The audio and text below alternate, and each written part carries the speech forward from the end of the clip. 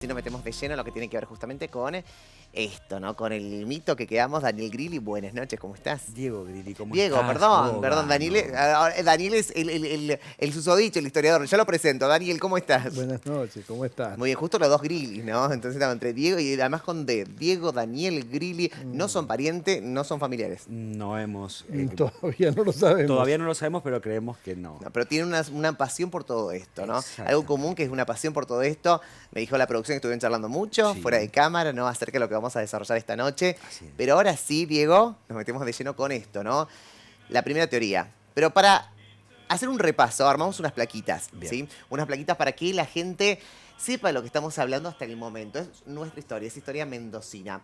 Vamos a la primera placa, señor director, porque tenemos que hablar de los hermanos Clark. Ellos son los hermanos Clark. Ellos realizaron la construcción del ferrocarril trasandino. Allí comienza todo en el 1880 y algo, ¿no? Comienza la construcción de estos hermanos que vieron un negocio, vieron que se podía unir Chile y Argentina a través de esto, ¿no? Del trasandino. Vamos a la segunda placa. Vamos a hacer el paso a paso para que la gente también se contextualice. Llega el futre. La opción A dice que era un inglés que pagaba los sueldos a los trabajadores, ¿no? Esta es la primera opción, que era un inglés que vino justamente de Inglaterra para pagar los sueldos. Era importante, pero no tan importante, ¿no? Entonces, hasta el momento estamos deduciendo que los hermanos Clark eran los jefes de Mr. Foster, el futre. Ahí está. Y ahora vamos a la segunda placa porque hay otra versión acerca del futre que dice que el trabajador era un trabajador ferroviario alcoholizado y muerto en la ruta, ¿no? Que allí le pisan la cabeza, por eso separa la cabeza del cuerpo, lo atropella, ¿no? Le saca, se había quedado dormido. Bueno, y esa es la segunda versión. Pero ¿qué pasa hasta el momento? ¿Qué descubrimos ayer en el capítulo? Esto es para que la gente vaya tomando el paso a paso. Me pueden corregir, pueden agregar también, Daniel y Diego, lo que quieran. Vamos a la siguiente placa porque esto es para hacer el paso a paso. Ayer nos enteramos, y lo que acabamos de ver en el capítulo anterior, es que la hija de Clark tuvo un romance con el futre que, hasta el análisis, hasta el momento, era empleado de su padre. Su padre era el jefe. Raro que la hija de Clark viajara, es una de las preguntas que realizamos ayer, ¿cómo la hija va a conocer a Mr. Foster, el futre? ¿Tenemos una más o esta es la última? A ver, la última, perfecto, muy bien. Hasta acá quedamos. Bien. Hasta acá quedamos, ¿sí? Para contextualizar a la gente, todo lo que hemos vivido hasta el programa, porque la semana que llega Puente del Inca, llega el hotel del Puente del Inca, que tuvo mucho que ver también con los hermanos Clark, que así se hospedaron, y también dicen que el futre estuvo allí hospedado. Pero la semana que viene vamos a abrir esa puerta. Hasta el momento vamos a hablar de este romance prohibido. Bien, es un romance que surge en la época en la que los hermanos Clark ya habían avanzado bastante en la construcción del ferrocarril. Tanto Mateo como Juan Clark eran dos hermanos muy unidos, ¿sí? Que se movilizaban a todos los lugares. Ellos eran los emprendedores de este ferrocarril trasandino. Sí. Y en un momento, cerca de finales de 1890, se instalan en Uspallata, ¿sí? Ajá. Anteriormente, Juan Clark era el hermano encargado de realizar las tratativas con Londres, ¿sí? Con esta compañía que había invertido un montón de dinero para la construcción del ferrocarril. Él hacía estos viajes, estas escapadas a Londres por cuestiones comerciales. Bien. Y lo que cuenta este mito, ¿sí? Es que Juan Clark tuvo un romance con una parisina en uno de sus viajes a Londres. Bien. Allí nace, en el contexto de plena era victoriana, ¿sí? Esta chica que tiene que ser criada por su madre sola, sin la presencia de Juan Clark, Ajá. que vuelve a la Argentina. Bien. Juan continúa con el proyecto de construcción del ferrocarril y Sí. se entera que la mamá de Sophie, la mamá que estaba viviendo en Londres, Sí. esta mujer parisina, fallece. Sophie queda sola en una Londres revolucionada. Sí. Su papá decide rescatarla y la lleva Bien. con él. La lleva justamente a Uspallata, al lugar donde él estaba instalado con su hermano. La historia cuenta que esta chica no estaba bien. Tuvo que atravesar su infancia y su adolescencia en una Londres bastante revolucionada, ¿sí? En el desarrollo de la era industrial, en la capital de la industrialización. Se crió en situación de calle, se crió en cierto contexto de violencia. La chica no estaba bien. Y de golpe es trasladada al medio de la cordillera de los Andes. No lo conocía a su papá. Todo el entorno era extraño. Él sería como, claro, la hija con otra mujer sería. Exacto. Matrimonio. Una hija extramatrimonial que decide incorporar a su proyecto del ferrocarril trasandino. Estamos hablando años después, ¿no? Dice, me imagino el shock para la chica, ¿no? Años después la va a buscar, le dice, vení acá, ¿no? Vas a venir conmigo a la Argentina. Justamente acá en la cordillera, que cambia todo, ¿no? La cordillera con respecto a Mendoza Centro. Exacto, sí, sí. Era en el medio del campo viviendo una situación totalmente diferente a la que se vivía en una metrópolis como era en ese momento Londres, ¿sí? Esta chica conoce a uno de los empleados de su padre, que era Mr. Foster. En la época en la que Mr. Foster estaba incursionando en esto del ferrocarril trasandino. Bien. O sea, de esta teoría, déjame entender, para relacionar con las placas, estaríamos hablando de Mr. Foster como, bien, un target, bien, no es el empleado del ferrocarril, laburante, no. No. Era de una categoría inferior a los hermanos Clark. Él se llevaba adelante las finanzas, llevaba adelante el pago de los sueldos, ¿sí? Los cálculos. Y indefectiblemente se relacionó con los hermanos Clark, ¿sí? Y allí surge el mito de que hubo un romance. En realidad hubo una alucinación paranoica de esta chica. Es lo que relata en este libro las personas que pudimos entrevistar en alta montaña, las que nos contaron este mito. Relatan que ella no estaba bien, que tuvo un brote psicótico cuando se enteró que Mr. Foster en realidad era casado y su esposa vivía en Londres y próximamente la iban a trasladar a Mendoza. Allí Sophie se le derrumban de repente su construcción del Mr. Foster, señor caballero inglés, como posible candidato, ¿sí? Y decide... Y a un paso de convertirse, ¿no? Como dentro de la familia más prestigiosa de Mendoza, ¿no? Exactamente, Clark. de afianzar una alianza comercial y familiar muy importante.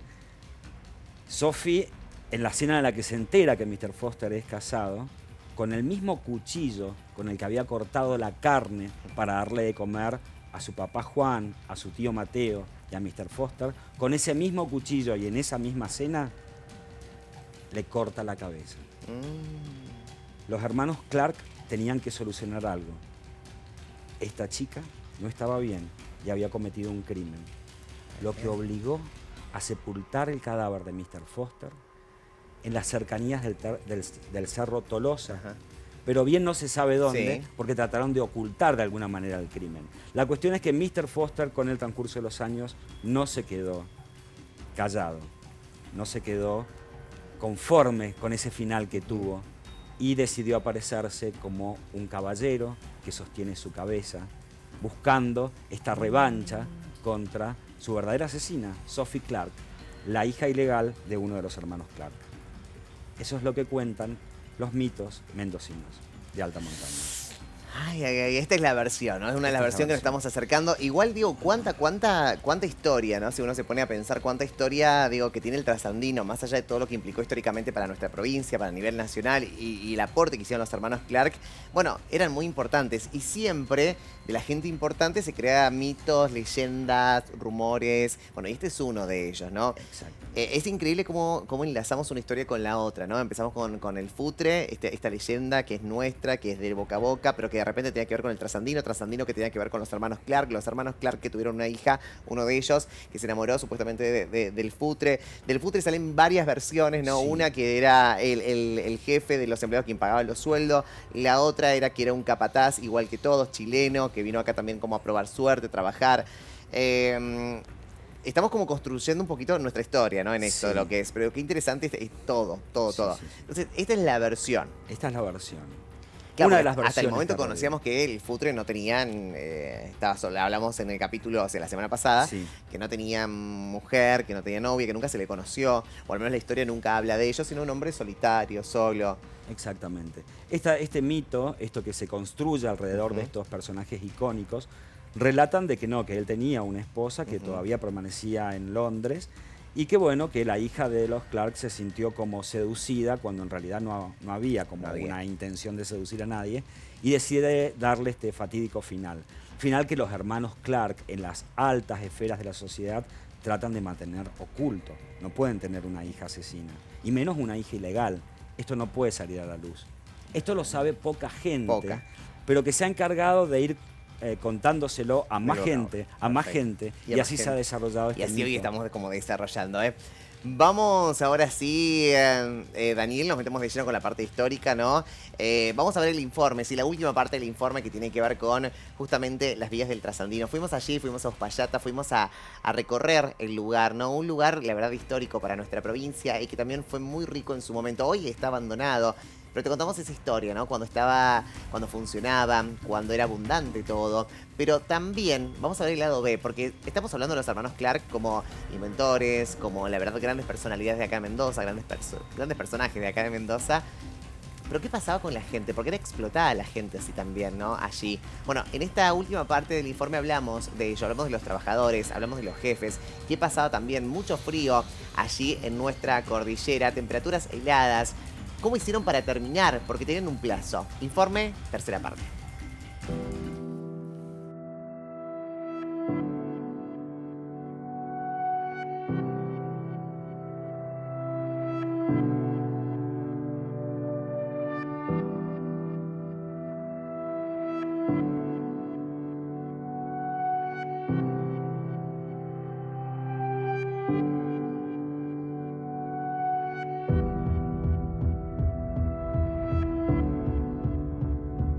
Además del frío que estamos sintiendo en este momento y que la verdad que pienso que es una locura, ¿no? Nosotros, ¿no? Que estamos muy pero muy abrigados y que estamos un ratito acá, nos estamos muriendo de frío. Imagina la gente que trabajaba acá, claro, 40 años, el clima no ayuda porque realmente el tema de la nieve, el tema de la montaña.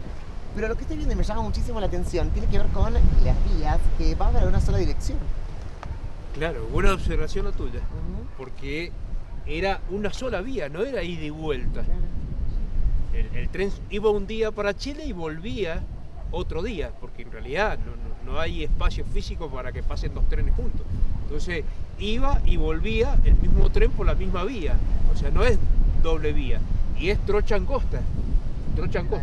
Justamente por eso una cuestión que llama mucho la atención, que estamos acá en el andén de la estación del ferrocarril de Uspallata, y que ves que generalmente en las dos estaciones, todas las estaciones del tren hay un andén de cada lado de la vía. Y esta no, si era un solo tren el que iba y volvía por la misma vía, entonces hay un solo andén. Estamos hablando de un tren finito. Trocha angosta. Claro, sí, trocha angosta. Sí, así se llama. Claro, hay trenes de trocha ancha y trocha angosta. Este era trocha angosta. Vos has visto lo que son los túneles del ferrocarril por donde pasaba. O sea, por el medio de la montaña, son finitos. O sea, el tren no era tan grande como los trenes que solíamos ver por la ciudad. Era un tren un poco más chico. Bueno, ¿sí? ¿Qué se sabía? Hablamos en la anterior, en la parte principal, de mitos sobre los hermanos Clark. ¿Qué se sabe de ellos? ¿Pasó algo después de su muerte? ¿Hubo mitos como Foster? No, yo que tenga conocimientos, no. Sí quedó el gran legado y mucho reconocimiento tanto del lado de Mendoza. De hecho, nosotros en la quinta sección tenemos la calle J.M. Clark, Juan y Mateo Clark, y del lado chileno un montón. Fueron grandes precursores, sobre todo para la economía, la explotación económica de Chile, y toda la vinculación con la economía del lado argentino. O sea que del lado chileno tiene mucho más renombre que para los argentinos. Nosotros los mendocinos, te puedo llegar a asegurar que la mayoría de los mendocinos cuando pasan por la calle Clark no saben quiénes fueron los Clark. Se habla de una familia complicada de los Clark, de una hija, ¿no? Que tenía muchos conflictos con ellos. ¿Cómo sí, la parte lo que pasa es que, bueno, vos imaginate que durante 40 años, ¿cuánto tiempo pueden haber estado si 40 años le llevó a hacer esta monstruosidad y tener que supervisarla? O sea, yo me imagino que conflictos familiares tienen que haber tenido seguro, porque no tuvieron nunca. No sé en qué momento pueden haber criado hijos o haber podido darle un poco de tiempo a la familia. Pero sí, dicen que sí, que tuvieron muchos conflictos porque terminaron siendo mediadores entre los gobiernos de Argentina y Chile, cuando empezaron las épocas de los problemas de divisiones limítrofes entre Argentina y Chile, y esos conflictos entre países hacían de que esto se cayera la idea de seguir con la obra. Entonces ellos hicieron de mediadores entre los distintos gobiernos de ambos países para que la obra siguiera, que no se cayera el proyecto. Entonces, sí, fueron personas muy importantes y yo creo que tuvieron que atajar muchos penales para poder llevar a cabo esta monstruosidad. Si no fuera además, por su gestión, no... Y además acuerdos políticos, porque digo, si un acuerdo político, digo, el gobierno que estaba de turno podría haber dicho, listo, que se termine esta obra, que se encarguen otras personas. Es que se pasó. ellos, claro. Es que pasó. Tuvo muchos parates el ferrocarril. Tuvo años de prácticamente dejar y tirar por la borda lo que se había hecho. Y lo que hicieron ellos fue empujar y seguir estimulando para que ambos gobiernos empezaran a mediar sus problemas políticos y siguieran con la obra, que era beneficio económico para ambos pueblos. Entonces, sí, tuvieron un rol muy, muy importante a nivel político. ¿Ninguna descendencia de ellos se dedicó a la política acá en Mendoza? No, en Mendoza no, en Chile seguramente eran empresarios, eran potentados económicamente, pero en Mendoza, que yo tenga registro, no hay descendientes de ellos, o sea, estuvieron todos del lado chileno. ¿Pero se fueron bien de Mendoza? ¿O se fueron con conflictos con algún No, yo gobierno? creo, a ver, con desgaste todos. Bien, por supuesto, porque pudieron terminar una obra faraónica. O sea, yo creo que bien poder haber visto la comunicación, el intercambio económico entre ambos pueblos, que fue lo soñado por ellos, fue genial. Y unir el Atlántico con el Pacífico con un tren, una cosa monstruosa. Entonces, que se fueron bien, yo creo que sí se fueron bien. O sea, pudieron ver concretados sus sueños. Y digo, con los empleados, ¿cómo se llevaban? Porque fue una obra muy larga. ¿Eran empleados satisfechos con ellos? ¿Empleados que estaban enojados? ¿Los explotaban acá los...? Yo creo, sin lugar a duda, de que el trabajo en el ferrocarril tiene que haber sido muy parecido al trabajo en la mina. Sí, ¿no? Prácticamente tiene que haber sido un trabajo casi esclavizante, casi de esclavo. Porque meter gente, yo no sé cuánta gente podía aguantar y cuánto tiempo estar metido en el medio de la montaña. Total. O sea, yo creo que tenían no creo que hayan tenido un muy buen estímulo económico. Yo creo que llegaron a un punto de roce terrible. O sea, no tiene que haber sido fácil. Para los que trabajaron, para los que tenían que emplear gente, para los que tenían que mediar con los trabajadores para que no abandonen la obra, porque yo me imagino que muchas oportunidades han querido abandonar la obra. Entonces sí, tiene que haber sido muy, muy complicado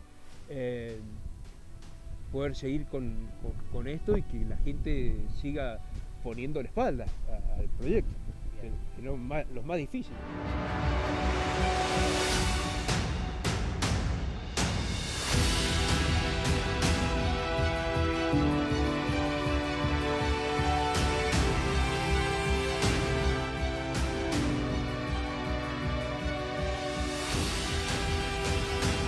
Última parte del informe especial, ¿no?, de los hermanos Clark. Queda la tercera parte la semana que viene, que ya finalizamos nuestro viaje a Uspallata con el puente del Inca, ¿no? Que también tiene que ver con los hermanos Clark, que también tiene que ver con el futre, perdón. Voy a tener problemas, chicos, de pronunciar. Lo pronuncié mal en el informe, lo pronuncio mal acá. El futre, así que no te lo pierdas. Pero voy a vos, Daniel, y voy a seguir desarrollando esto, ¿no? ¿Qué pasó después? Porque la pregunta es, bueno, terminar una obra faraónica, como dijo nuestro guía Pato, que le mandamos un beso. ¿Fue así? Contextualicemos el Sí. tema. La idea de unir, como lo decía la persona que habló anteriormente, la idea de unir las dos capitales de los países, Buenos Aires con Santiago, es de 1867, durante un banquete presidencial Mitre, eleva las copas pidiendo un brindis para que estas líneas que hoy se inauguran toquen el Océano Pacífico. O sea que ya había una idea anterior a eso. Los Clark van a ser los financistas que consiguen la concesión para hacer el trayecto que unía Mendoza, la ciudad de Mendoza, con el límite. En tanto que el ferrocarril ya en 1885 había llegado a la provincia a través de dos empresas nacionales, el Ferrocarril Andino y después el Buenos Aires al Pacífico. hay un tema bastante interesante que estas empresas son en cierta medida subsidiarias del Estado. Van a ir trabajando a medida que tienen la concesión del gobierno y cuando, como todos los ferrocarriles ingleses, cuando los balances dieran pérdida, el gobierno subvencionaba esa parte. Sí. Es un ferrocarril de los que se instalaron en toda Latinoamérica por empresas inglesas. Esto era una práctica comercial bastante particular en varios países de Latinoamérica, que son ferrocarriles subsidiados. Es más, esto se puede entender dentro de la política económica que estaban manejando el Imperio Inglés y también los gobiernos argentinos que estaban de acuerdo con esta política. El ferrocarril llega al límite el 5 de abril de 1910, es el momento de la inauguración de la línea, cuando atraviesan el túnel. Mucho más de 40 años realizando esto, un poco lo Sí, que sí, vimos ayer con realmente Marita. es interesante. Además es una obra, como lo comentaba la persona anterior, es una obra faraónica. Sí. Ten en cuenta que es uno de los ferrocarriles más antieconómicos de Latinoamérica. ¿Por qué? ¿Por qué? Porque tiene 147 kilómetros de extensión, Bien. de los cuales tiene 73 curvas, lo que encarece el trayecto. Y bien, como lo decía la persona anterior, tiene un trazado de alta montaña, tiene una trocha de 1 metro, en tanto que la trocha común es de 1,67,5. Por ejemplo, si uno va, se podría ver ahora, vas caminando por la calle Belgrano, a la altura de Belgrano de las Heras, se pueden ver el empalme de las dos líneas, tanto la trocha ancha con la trocha angosta. Si uno se iba a tomar el tren a Chile, tenía que tomarlo no en la estación San Martín, ahí sobre la calle Las Heras, sino donde hoy se encuentra el archivo histórico. Esa es la estación de donde se tenía que tomar el trasandino. Hacía todo el recorrido por precordillera y llegaba hasta la zona de alta montaña. Y otro de los detalles interesantes, el trasandino tiene gradientes, subidas, Sí. del 70 por 1000. Es decir, que ¿Qué quiere decir sube eso? en 1 kilómetro, sube Sí. 70 metros. Ajá. Por lo tanto, como esto es tracción hierro con hierro, la rueda del ferrocarril sobre el riel, esto no produce tracción. Entonces necesita Bien. un tercer eje, que es la cremallera, que se puede ver en la parte alta de nuestra cordillera y en la parte cuando baja uno ya para el sector chileno. Y esta cremallera servía para traccionar cuando subía y para frenar cuando bajaba. ¿Mm? Y como bien lo decía la persona anterior, tenía un solo sentido de vía. Claro. Es más, si querés puedo seguir. Sí, sí, sí. Está. Por ejemplo, para poder liberar el trasandino, salía una zorra en la mañana, un pequeño vehículo, desde aquí de Mendoza hacia alta montaña, y desde alta montaña bajaba otro, y cuando tenían comunicación de que la vía estaba liberada, que no había ningún elemento que la entorpeciera, recién ahí se largaba el tren. El tren corría, servía realmente un servicio espectacular. Se vendían los pasajes directamente en Buenos Aires con rumbo a Santiago. Los pasajeros llegaban a la estación aquí en Mendoza y se embarcaban al otro tren porque era trocha angosta. El tren argentino llegaba hasta el límite, ahí se producía a través del plato giratorio el desenganche de la máquina, Sí. los vagones seguían para el sector chileno, enganchados en el ferrocarril chileno, y la máquina volvía sola.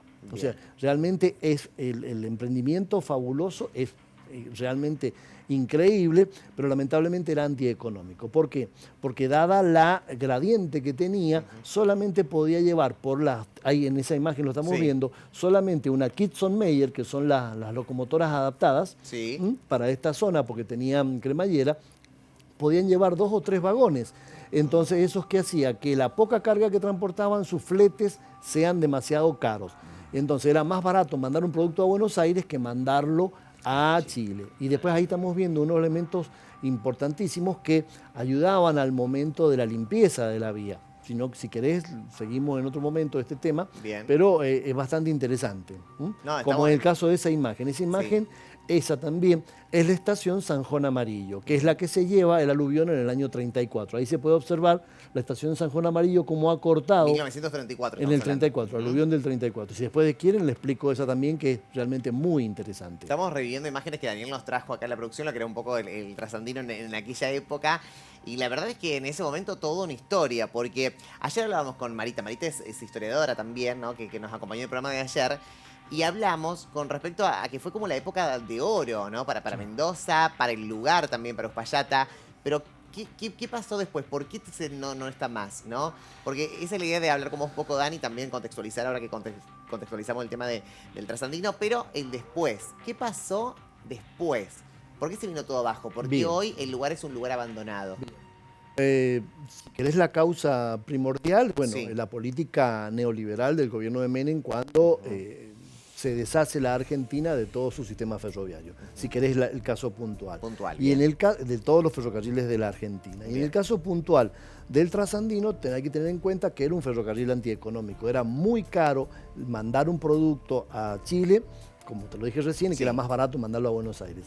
Y todo el sistema de transporte, por ejemplo, los últimos trayectos que se hicieron, que se hizo con un tren turístico, tenían que ir 2 diésel arrastrando 4 o 5 vagones. ¿Por qué? Porque la gradiente que tiene es bastante pronunciada y hace que realmente sea difícil de poderlo transitar. Además, es un sistema de trabajo de ferrocarril en cordillera que necesita mantenimiento previo. Por ejemplo, esa imagen, Sí. ahí se alcanza a ver la cremallera. El tendido de las líneas ferroviarias está muy cerca del río, lo que lo hacía propenso a que en épocas de tanto de deshielo como de nevadas, Sí. corriera riesgo la vía. Entonces el mantenimiento era Bien. continuo. Y eso se sumado a primero los aluviones y después el tema de las nevadas, que entonces la línea tuvo que ser protegida por cobertizos que todavía quedan, algunos de forma circular y otros con forma de madera, y además se tuvo que adaptar toda una serie de vehículos especiales para poder limpiar la vía, como es el rotario, como es el arado. Nunca sufrió en estos años que funcionaba, ¿no? El ferrocarril, nunca sufrió un accidente, nunca hubo... Ajá. Y hay un ¿Se par de cuenta esto? imágenes muy duras Sí. que son del aluvión de 1900, perdón, el aluvión o directamente la caída del Cerro Banderitas sobre la localidad de Incas, que se llevó prácticamente todo el equipamiento de la gente, de trabajadores del ferrocarril, y ahí se pueden ver las imágenes de los familiares, es un poco chocante. Pero bueno, quedaron ahí, esto se lo debemos primero a dos personas que me ayudaron en este trabajo, que es don Baldomero Núñez y don Luis Quina, Sí. que eran trabajadores de la línea férrea, y a ellos les tocó, en el caso de don Baldomero Núñez, el rescate del personal de ferroviario, eso que estás viendo ahí, familias completas que quedaron bajo la avenida de la nieve sobre este sector. Y se encuentran los croquis, cómo arrasó una luz de nieve todo este sector. Es una historia que tiene la parte trágica, Fuerte, pero trágica. hubiera ¿Qué año sido... fue esto? El aluvión es del 61, 1961, que es bien. un movimiento específico, no se puede decir un aluvión Bien. como el 34, pero sí un movimiento de placas, de bloques de nieve sobre la zona de Puente de Inca, y que arrasa con las habitaciones y los galpones de los empleados de ferrocarril. Y ellos estaban, claro, los Estaban cuerpos que trabajando vimos ahí. en su momento estaban trabajando, ¿no? Estaban trabajando. ¿Cómo era el trabajo de ellos? ¿Era de mantenimiento? El trabajo, como lo opinaba recién la persona que habló, Sí, es Pato. un trabajo duro. Todo el Sí. trabajo de ferrocarril, como el trabajo en minas, es un trabajo duro. Sí. Hay sondeos de las personas y tenemos, a través de investigaciones que se han hecho, tenemos la cantidad de trabajadores que habían, el sueldo que se les pagaban, el equipamiento que utilizaban. Era una empresa bastante bien establecida, con sueldos que medianamente para la época son sueldos bien pagados, porque la gente, el obrero tiene que permanecer en montaña. Además, los males de montaña son muy complicados, como el soroche, o hoy se Sí. le dice puna. Sí. Realmente es bastante complicado el trabajo. Entonces, las remuneraciones dentro del límite que se establecía en la época no era un sueldo ínfimo, sí un sueldo medio. Ahí, por ejemplo, para todo el trabajo en el túnel, esa es la construcción del túnel, la apertura del túnel, realmente era bastante duro, pero como todos los trabajos en montaña, Sí, ¿no? sí, sí. Digo, y se tenía en cuenta esto a ver, estamos en un lugar donde nieva, estamos en un lugar donde corre el viento fuerte, estamos en un lugar donde se tuvo en cuenta eso, digamos, cuando, te voy a llevar un poquito antes, ¿no? Cuando los hermanos Clark construyeron esto, ¿se tuvo en cuenta el clima o fue, che, démosle para adelante que esto va a funcionar? A ver, ¿Hubo un estudio? es una empresa que eso yo creo que el riesgo ya lo tenía contabilizado, sabía Sí. lo que se sometía. Sí. Es más, yo creería que, ¿por qué? Porque a través de análisis que hemos hecho de fotografías de la época, vemos familias viviendo ahí, o sea, en la fotografía de los trabajadores aparecen niños y mujeres, entonces eso nos da la pauta de que vivían en el lugar. Es más, hay algunos sectores cuando la línea va avanzando, que se le dice punta de rieles, se ven las carpas donde estaban los trabajadores. O sea que el trabajo en montaña era muy duro, se sabían las condiciones y esto obligó, por supuesto, a contrataciones de tipo familiar. O sea, todo el bloque Claro, estaba venga toda trabajando. la familia, ¿no? Y era, digamos, que uno desde nuestro punto de vista, hoy lo veríamos bastante duro, pero era un trabajo al que yo creería que ellos estaban acostumbrados.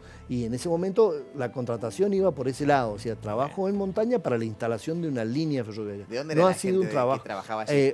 Hay inmigrantes, hay criollos, hay de todos. Tenemos análisis antropológico de las imágenes donde podemos ver los rostros y nos damos cuenta claramente que hay personal criollo, personal latino, por decirlo, de alguna manera, y sí inmigrantes, muchos inmigrantes en el trabajo. Ajá. Ten en cuenta que los Clark traen un proyecto que en Europa ya se había hecho, Claro. ya habían cruzado sectores bastante altos, tenían experiencia, vasta experiencia en trenes con cremallera, o sea, no eran unos novatos en el tema. esto, claro. Y los ingenieros, tanto los ingenieros argentinos, que ahí hay que realmente destacar el trabajo que la ingeniería en ferrocarril argentina fue fabulosa, como todo el trabajo que se hizo del ferrocarril andino, y si uno mira, por ejemplo, ese plano, decir, bueno, han ido pasando por lugares realmente muy, en el caso ese, es el túnel El Caletón, realmente un trabajo muy duro para una zona de montaña, entonces realmente necesitaba ingenieros, que los ingenieros argentinos se lucieron en ese trabajo. Realmente es un trabajo buenísimo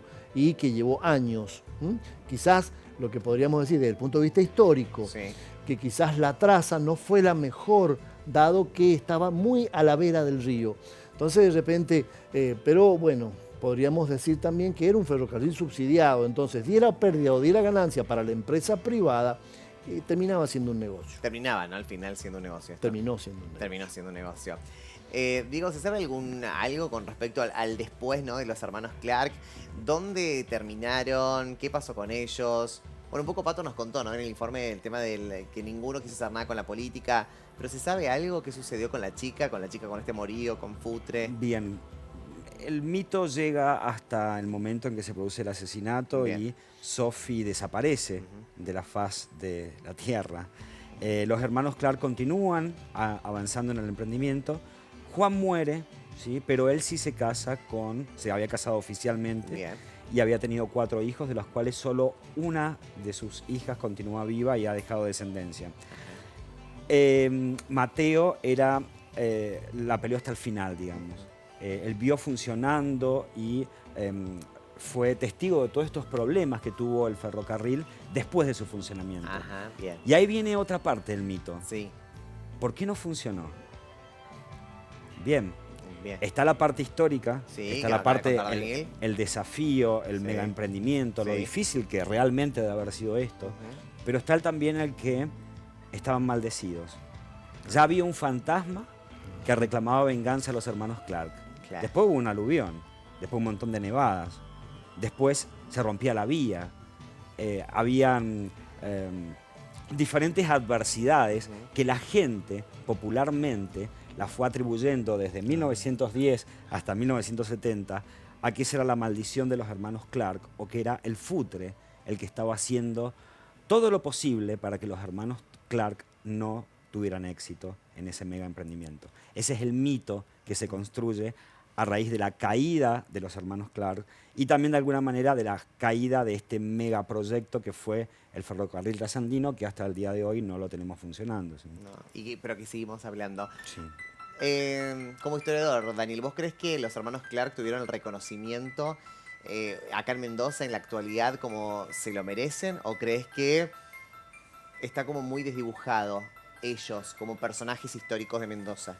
Sí, están desdibujados como personajes históricos, pero no hay que perder de vista que fueron unos financistas que encontraron un negocio interesante para poder hacer. Ten en cuenta que ellos obtienen la concesión y llegado un momento determinado, cuando no pudieron seguir, la concesión la vendieron. Ese fue un negocio personal, ellos ya tenían varias introducciones o varios trabajos en varios países de Latinoamérica, no eran unos novatos y digamos que el proyecto estuvo muy bueno, no se logró hacer quizás por lo que te diría, la historia es maestra de vida. A ver, Sí. voy a dar un dato que a lo mejor no tenga que ver con el trasandino, pero por ejemplo, nuestros aborígenes del sur de la provincia comercializaban ganado a través de los pasos bajos de cordillera y comercializaban durante todo el año. Por supuesto, el problema es que los pasos bajos de cordillera que se encuentran al sur de la provincia no están enfrente de Santiago. Entonces, está muy lejos la capital. Pero nosotros seguimos insistiendo con el paso de gran altura. O sea que el paso de la cumbre hace 400 años que Mendoza existe aquí y sigue siendo el mismo problema. Ten en cuenta que a lo largo del año, 4 meses, sufre las consecuencias de nevadas. Y cuando uno se recurre a la historia y observa, por ejemplo, puelches y pehuenches que seguían comerciando durante todo el año por el paso del Pehuenche, que difícilmente se obstaculiza cuando hay nevadas interesantes, era un paso normal. ¿Cuál era el problema? Que no se encuentra cerca, por ejemplo, en la actualidad, del puerto de San Antonio o de Santiago. En cambio, el paso de la cordillera o el paso de la cumbre, que le llamamos históricamente, o el paso por la Ruta 7, sí se encuentra en forma recta a Santiago y al puerto de San Antonio. Pero es un paso que tiene varios problemas. Esto lo sufrimos normalmente en Mendoza. Cuando hay una nevada, los camiones quedan de este lado, quedan del lado chileno. Los servicios en Uspallata suelen flaquear. ¿Por qué? Porque tenés una gran concentración poblacional por este tema de la interrupción del paso. Entonces, fundamentalmente era un gran proyecto. Pero quizás, de esto desde el punto de vista histórico, no puedo porque no soy ingeniero, pero desde el punto de vista histórico uno podría opinar que quizás la traza elegida no fue quizás la mejor, ¿no? Porque estaba muy cerca de la vera del río. Esto humildemente desde el punto de vista histórico. Total. Y desde la historia, ¿no? Te repregunto, ¿hicieron un buen trabajo los hermanos Clark? ¿Fue bueno o malo para Mendoza esto? Evidentemente fue bueno. Y retomando lo que vos preguntabas antes, no se los reconoce, quizás no se los ha reconocido como se debería, porque ellos, bueno, tienen realmente como digamos, artífices del proyecto, realmente se los debería destacar más. Bien. Como lo dijo la persona anterior, solamente hay una calle que los menciona, es cierto. Pero bueno, fueron los artífices de este gran proyecto. Que no funcionara después por la técnica, eso es otro tema. Pero que fueron los que impulsaron este gran evento, este evento económico, hubiera sido fabuloso. Ten en cuenta que, a ver, la posibilidad de transportar carga, gente, a través del ferrocarril es mucho más económico que si de repente uno quisiera ahondar más en el tema, decir, bueno, ¿por qué en la Argentina el ferrocarril fue vapuleado en cierta medida? Porque con un solo tren podés transportar lo que llevan 30 camiones, donde va por una vía que no tiene, salvo que tenga un accidente, difícilmente se atraviese a alguien, económico, rápido, seguro. Si uno mira, por ejemplo, las geografías de otros países, ves que las líneas ferroviarias trascienden todos los espacios. Argentina lamentablemente ha quedado, por supuesto, ahora no lo tenemos, pero quedó con un sistema articulado que no conectaba a todas las regiones. Estoy en el gobierno, ¿no? Ahora estoy en el gobierno. Soy un gran fanático de la historia. Y digo, llevo una propuesta al gobierno. Digo, revivamos esto, ¿no? Volvamos a armar ese trasandino histórico nuestro. El proyecto está y se ha presentado varias veces. Ten en cuenta que el aeropuerto estaba, hasta hace tiempo, está el plan del otro paso, del otro túnel, que directamente en camiones, o sea, los camiones bajan los contenedores, se suben a los vagones o los acoplados y directamente se traslada. Es un proyecto válido, nada más que es enorme la inversión. La pregunta, Dani, es la pregunta, ¿no? A la introducción que se estaba haciendo, ¿conviene hoy? Sí, por supuesto. ¿Conviene? Sí. Volver a activar eso que es nuestra historia. Sí, porque es un sistema seguro, barato y rápido de transporte. Y popular. Místico. Mal que le pese a los camioneros. Un poco Mal que le pese a los camioneros. Un poco retomando esto de lo que pasó después del funcionamiento del ferrocarril. Cuando realmente se transformó en una vía de transporte entre Argentina y Chile, Uspallata fue refugio de algunos polizones que subieron ilegalmente al tren y descendieron en Uspallata, en Puente del Inca, estoy hablando de década del 50, 60, 70, y se instalan allí otros mitos recolectados en la zona de alta montaña acerca de asesinos que se refugiaron en esa zona que se subieron al tren y se bajaron en ese poblado en plena montaña donde difícilmente alguien los encontrara, pero que siguieron haciendo sus maldades en la villa de Uspallata y se los conoce como los asesinos de Uspallata, y hay un registro importante de ese tipo de mitos relacionado con un funcionamiento más contemporáneo, más cerca de nuestra época, del ferrocarril trasandino. Ay, mira. Interesante esta historia, la verdad interesante. Lo que me gusta siempre digo de este programa es que todos aprendemos y que todo es parte nuestra y que por ahí, digo, si yo no hubiera ido, y esto es muy personal lo que voy a decir, pero si no hubiera ido, no hubiera dado la importancia que se merecía el trasandino, porque uno dice, bueno, el trasandino, el ferrocarril, el tren, sí, jaja, pero es loco, o sea, hace años atrás, hacer esto era súper grosso, impensado. Era como claro, con las pirámides. Vos decías, ¿cómo seres humanos realizaron pirámides? Sí, realizaron pirámides en esta época. ¿Cómo en ese momento, con la falta de tecnología que teníamos, ¿no? De tecnología, de recursos, hicimos lo que hicimos? El recurso humano fue lo más explotado, Total, sí, lamentablemente. Y eso me parece que amerita otro capítulo, ¿no? ¿Qué pasó con la gente de allí, no? Es terrible. Muchísimas gracias, Daniel, siempre por aportar tus conocimientos a este programa.